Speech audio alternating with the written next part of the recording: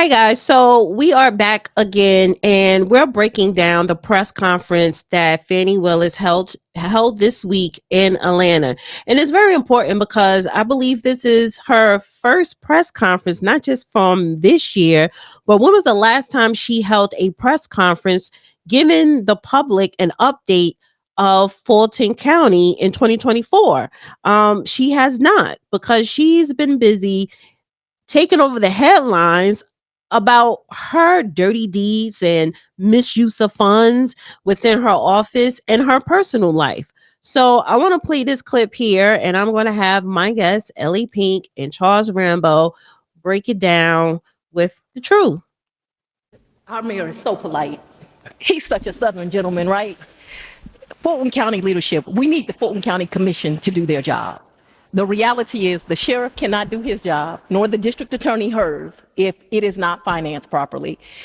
We have known for years, and the sheriff has been begging for years. The jail is falling apart. The prisoners are using pieces of the jail to make shanks to hurt other prisoners. We know that. Atlanta has done their part. They gave us a facility. They've helped us in the way that they can. This is not on the mayor's shoulders. It's not on Atlanta Police Department's shoulders. It sits on Commissioner Rob Pitt's shoulders. And we ought to demand that they have humane conditions. We ought to demand that the DA's office is financed in a way where we can properly prosecute crimes. And citizens ought to call and say, we don't want people to live in these inhumane conditions. And he gave it to you lightly. I've been a district attorney and a defense attorney. The jail is disgusting. If you go in there, people were sleeping in pods. The conditions should not be that way. You have one man manning 50 and 60 inmates. That cannot happen and people be safe. And so at some point, we have to put blame where blame lies. And where it lies is with Chairman Rob Pitts and those 6 commissioners that sit with him. And they have a duty that in 2 weeks, they need to issue a budget for our sheriff and for this district attorney's office that does.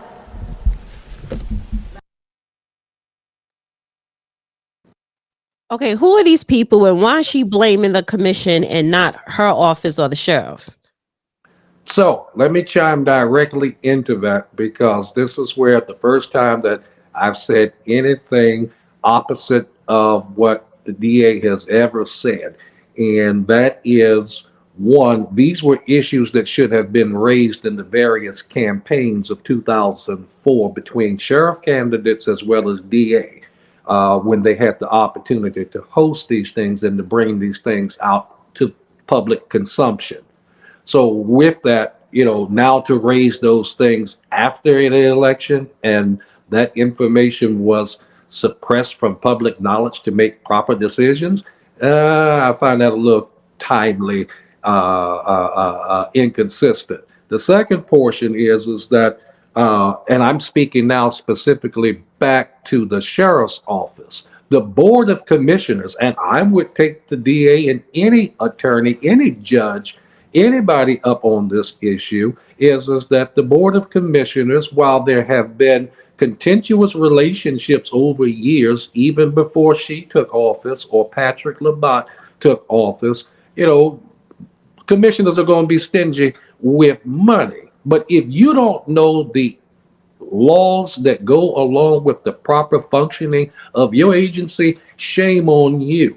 I was the one in LA, can tell you, she came to many debates in the primary section of the sheriff's race, where I specifically pointed out that the Board of Commissioners' responsibility was for the repair, the erection, as well as the funding and furnishing of county buildings. They have nothing to do with the internal order and discipline that is the constitutional role of sheriff.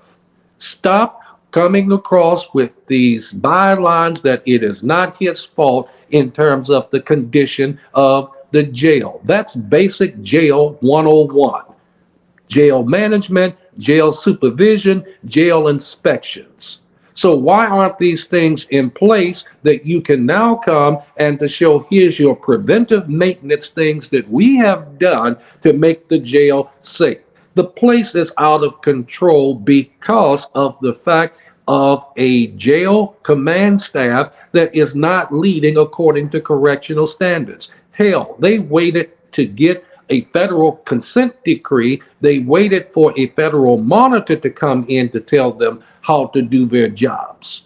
So was this one of the strategies of the sheriff to say that because I don't know how to run a major county jail, let the federal government to come in and to tell me how to do this? Last and most important, I find it very strange that now that the Board of Commissioners are trying to get on board to help the sheriff with some of his internal order and discipline problems and giving him money more than ever before. Now, all of a sudden, the quote unquote financial daggers and the finger pointing is now coming back to say it's the Board of Commissioners' fault. It's the Board of Commissioners' fault. Well, wait a minute. Well, what the hell did we elect the sheriff for? When does that person take responsibility for the duties of his office? And one of those is miserably failing is the county jail. That's not Charles Rambo making it up. It's plain and clear as day all over the internet. LA, you want to say something? Yeah, I already know I do. Because just like he said, this is now written and put out by the DOJ, to the people, to the community, to everyone about what his duties were and what they were supposed to be and not done. And so for her to get up there and say it's the Board of Commissioners, I know I go down there and I put my foot on their neck all the time and talk stuff. But at the end of the day, their job is not to be inside of the jail and make sure inmates are safe, make sure deputies are safe, make sure that the upkeeping of the building is clean. That is not their job. That is the sheriff's job. And if the sheriff, as we can see, have not been capable of taking that oath to keep that done, that settles for us we need a new sheriff. So instead of her going up there and being in a concern of the inmates and the deputies that have put their life on the line because of this incapable, incompetent, malfeasance sheriff, she wants to blame Rob Pitts and the others of the Board of Commissioners. I mean, when is he going to accept responsibility that he took up on a job that he knew? Because they said this was the jail been needing upkeep and needing to be replaced and needing to be okay. So if we knew this, why did you take up on the responsibility to become a sheriff of something that you wasn't able to control? You have not controlled the jail since you've been in there. So why did you take the job? That's the really concern, because it's been money, money, money, money, money, money, money, money, money. Ever since him and her been in office, it has not been anything fixed. This is the first time in history that the sheriff, the DA, everything has been on spotlight the way that it is. And it didn't just come from just having Trump, her going after Trump. This came way before Trump. This is just now coming out, and y'all are being able to see what we've been already fighting for, from our Jamarian Robinsons, from our Jimmy Atchisons, from our Nigel Collins, from our Kane Rogers, of families that this woman said she was coming in to help take over their cases and making sure that their families got justice, and there has not been any justice served yet. Rambo, 1 second, you're muted. Go ahead. If I could come right back behind you again, LA, is that, and I don't like to overuse this young man's case, the unfortunate, horrific death that he died. But LaShawn Thompson would be the perfect example that is not a Board of Commissioners responsibility. The fact that someone who was not checked on doing head count feedings and all other points of security protocols was found 2-3 days later with his face down inside of a toilet stool. Damn it, that has nothing to do with the Board of Commissioners in terms of responsible jail management.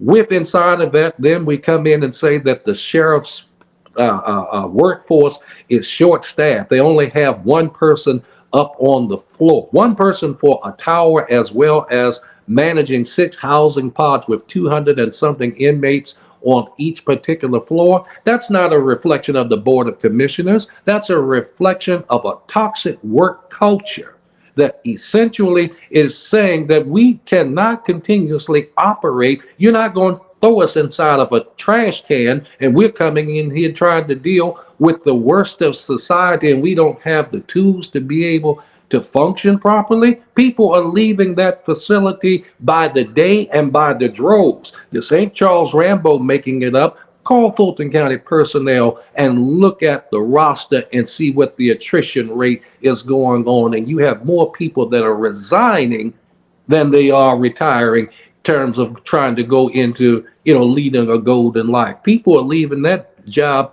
quicker than they can no sooner get in for. Who was the young man that died from the bed bugs? But that is that the one that had his died? They found him with his face in the toilet, That would have been LaShawn Thompson.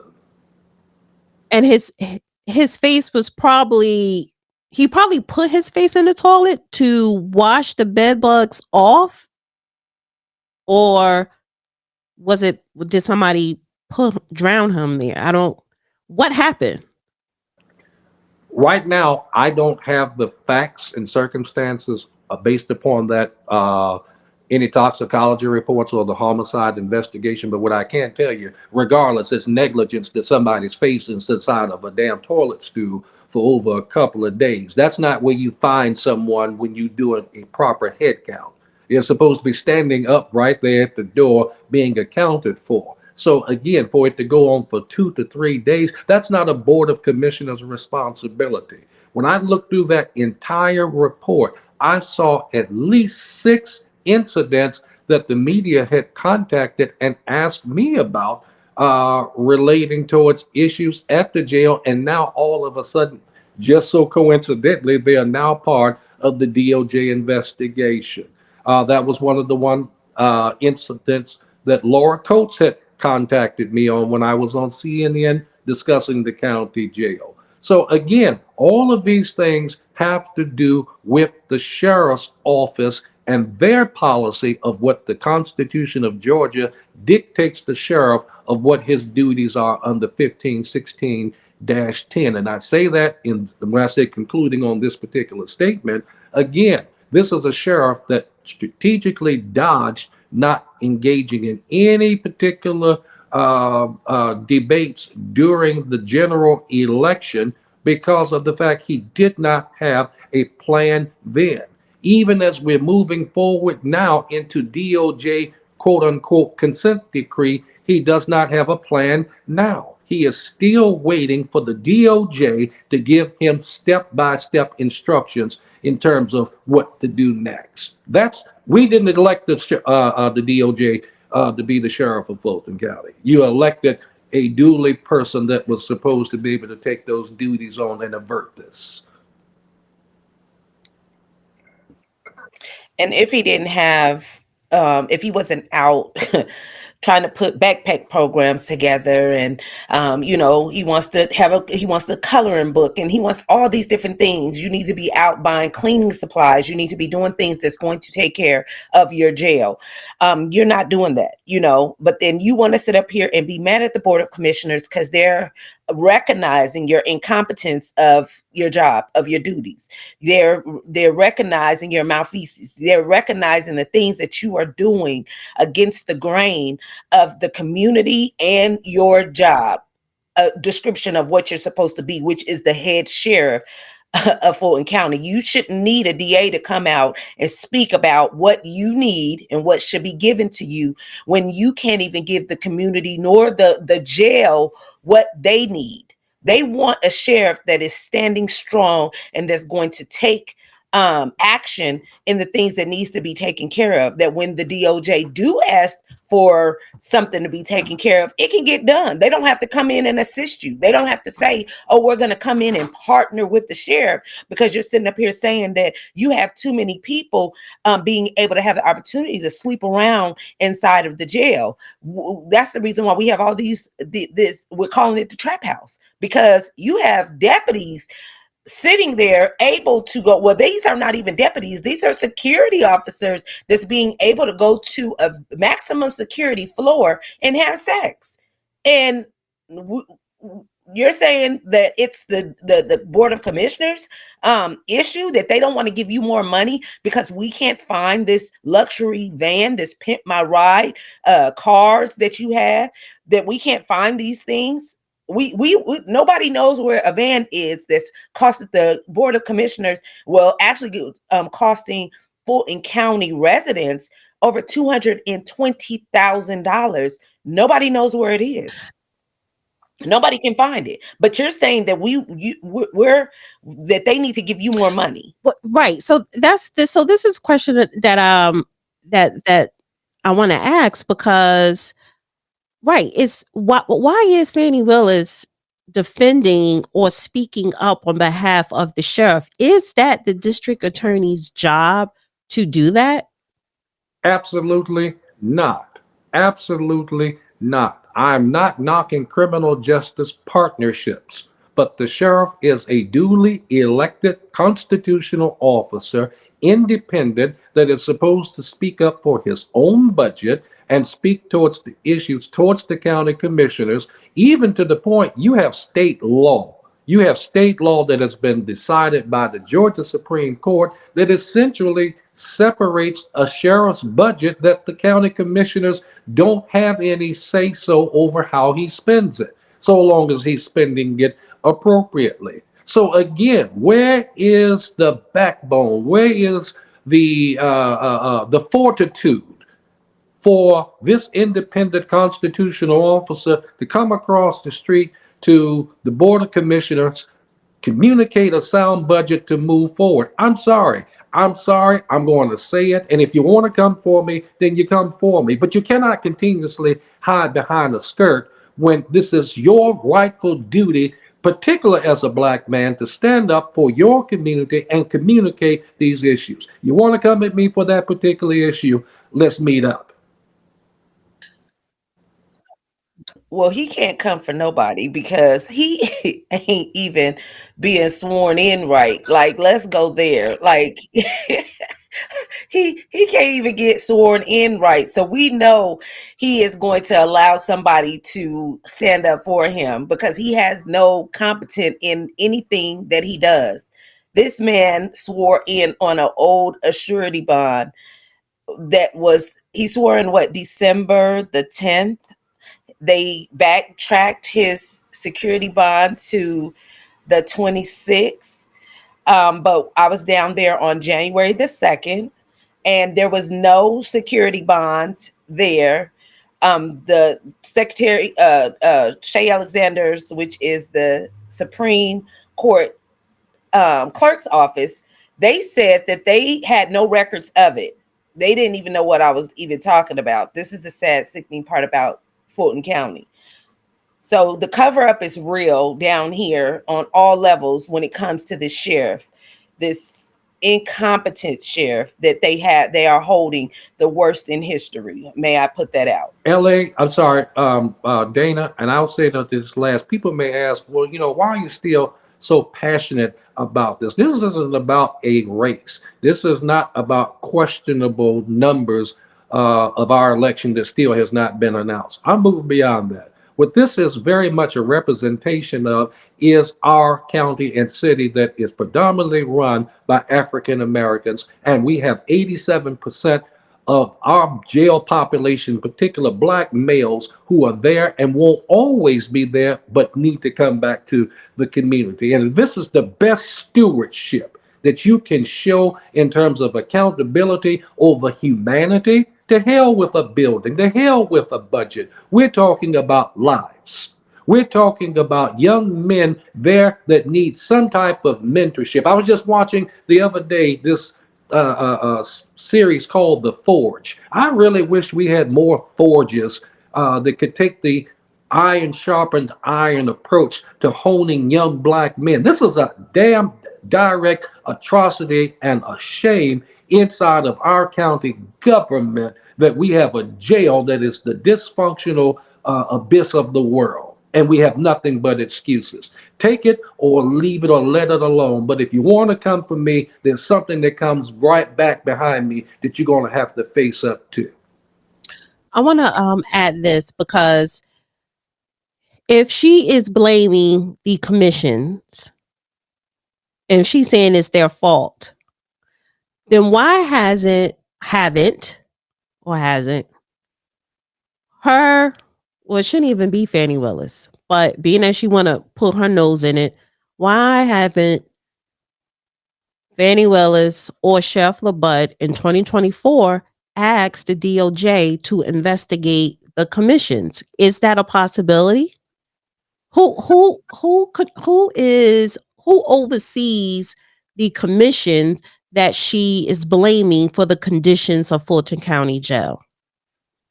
Well, that has already come out in the DOJ report in terms of who is responsible for what. There is no oversight over the commissioners in terms of their fiduciary responsibility of how they administer budgets. Unless you can show that they did something where there was some misconduct or there was some misappropriation, essentially again, you're going to have that wrangling back and forward over spending between those who control the purse string and the sword. So at the end of the day, where's the accountability that can be shown on the sheriff's office side in terms of how the budget has been spent that would otherwise show where you came up on a shortfall and where you need more money? But to just continuously point across the street to the Board of Commissioners, listen, I'm going to tell you, I've dealt with commissioners since 1989 when I was the union president. And I know their mindset. They deal specifically with facts and figures. If it does not make cents, they're not going to give you the dollars. But at the same time, you've got to know how to fight for your budget and show some accountability for it. So again, I come back to, I respect her as a criminal justice partner, but this is the number one job of the sheriff, a constitutional officer, to speak to his needs towards that board of commission. Mm-hmm. So, go ahead, Ella. No, I was just gonna piggyback off of what he was saying, because we can do a rundown, just a short little rundown of how the Board of Commissioners have been trying to do their part. Even when they gave him the 2 point, what was it, 1 million or 2 point, however, it was 2 million, and it was for overtime, and he took it and he paid the security company to keep him off of his back instead of paying for the overtime of the employees. This came from the employees, didn't come from Pink. This came from me getting inboxes and text messages about he didn't even pay me. He didn't even pay us for our overtime. So that's a little piece of it. Then here it is, you come for the bond. They asked him for what? This is the first sheriff in history that had to have a $75,000 bond before he can be able to take office. No bond company wanted to cover you. So here it is. They had to what? Pay the bond. So if not, then what? He was not going to be able to be sheriff, but it was their duty to do that. So they are trying to uphold their duties. But at the end of the day, we still have to look and say, where's this money coming from? $75,000, $50,000 is an extra additional because the bond is only $25,000. So whatever extra additional money is coming from taxpayer dollars, or is it coming from his budget, or is it coming from the county risk management? Like, what budget is it coming from? Like, where is this money all coming from? And this, when the community begins to, so while she talked about go ask the community, when the community begins to ask questions, the questions come to me, because y'all got to keep in mind, I don't live in Fulton County. So this fight that I'm fighting, this jacket that I'm putting on, I'm putting it on because the community that I have always served in Fulton County have called me in concern, and I am their voice. And so this is the issues that I have come to me because of these are people that I've served. And so I'm going to bring it up. And I really appreciate all that you're doing, and you, Mr. Charles Rambo, what you're doing. And I decided going forward, yes, that George Trump Georgia election case is dead in the water. He is going to be sworn in as the 47th president, January the 20th. That's in 6 days. So, but Yes. but the She's still trying to come for that. and it's not going to happen. However, Still trying to waste taxpayer dollars to come for that. I mean, like, come so on. Like, what time where is it? I'm going with this is going forward. The discussion will stay on Fulton County, but I want the victims to speak. The victims of the inmates that are in Fulton County Jail. I want to give them a space to come and share their story. Now we had to drag Fani Willis ass all last year in 2024 because of the Georgia election case that she had against Trump. We're going to continue to drag her because now that she want to put her nose in sheriff's business. We're going to continue to drag her, but we need to also expose and drag the Fulton County Jail. And even if we have to go and expose some of the commissioners, that oversee the prison or whatever. But the exposure needs to continue. But we have to allow the people who are the victims and have been harmed in any way, by their corruption. So that's the trajectory of the Fulton County saga that continues. Yes, I'm going to be very interested in terms of how the Fulton County Board of Commissioners are now going to respond to this fresh finger pointing across the, as one sheriff used to say, this ping pong, this table tennis that goes on both sides of Prior Street when it comes down to budget appropriations. I'm going to be interested in terms of the next meeting that they have when they discuss all six of them, now that it has been identified that they are the source, they're the culprits of the reason why the criminal justice system is where it is. Don't get me wrong, they have a funding responsibility. But at the same time, you have a performance responsibility, whether you're the judge, whether you're the DA, whether you're the sheriff, whatever elected office was. That's what you said that you could step up and to do with or without a budget, or should I say the desired budget that you need. So because Chairman Pitts always says that Patrick Labat is the $5 million man, he continuously gives money, continuously gives money. Well, why are you continuously giving money without an accountability, Mr. Pitts? That's a question I can ask you now without a 2 minute limit and 15 seconds to go.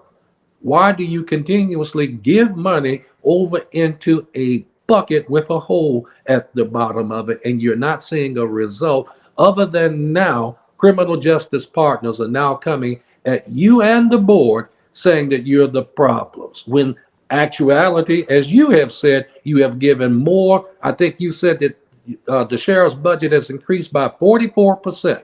You never done that to other sheriffs in the past. So why is it that now the hand that had stuck out to feed them is now the same hand that is now being bitten upon? I want to see what his response will be here soon. And the one thing that they really all need to understand is why they're going back and forth and pointing fingers and doing all this. There's lives being killed, or even people are being stabbed in this jail daily.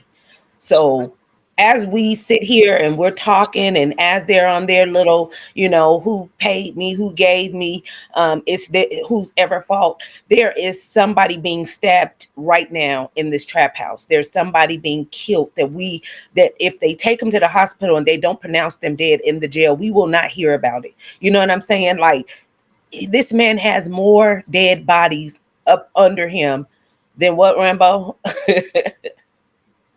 They, here just recently, he called the Fulton County Jail a Titanic waiting to hit an iceberg. No, it's more like an Armistead that continuously throws dead bodies over into the Atlantic Ocean before you can even get to shore. Who is the captain of the ship? Who is the one that is steering this ship? So at the end of the day, whatever is going on inside of the hull of that ship is your responsibility, sir. And with that, thank you guys for tuning in. And like I said, this conversation will continue until a change happens. Dana with the data.